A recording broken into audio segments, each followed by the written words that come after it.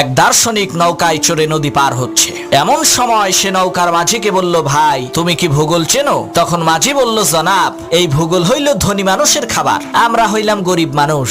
ভূগোলের মতো এত দামি জিনিস খাওয়া তো দূরের কথা, জীবনে ভূগোল চোখেও দেখি নাই। মাঝির এই কথা শুনে সেই দার্শনিক বলল, বেটা বেকুব, ভূগোল কি খায় নাকি? তুমি এখনো ভূগোল চেনো না?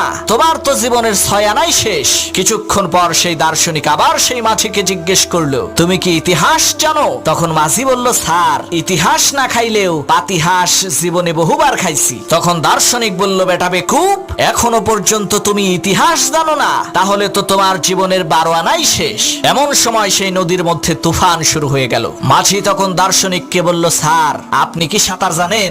দার্শনিক বলল, না, তা তো জানি না। তখন মাঝি বলল, স্যার, আমার জীবনের 12 আনা শেষ হইলেও 4 আনা তো বাকি আছে, আর আপনার জীবনের তো 16 আনাই শেষ। সাঁতার জানেন না? এইবার পানির মধ্যে ডুবে মরেন, আমি গেলাম।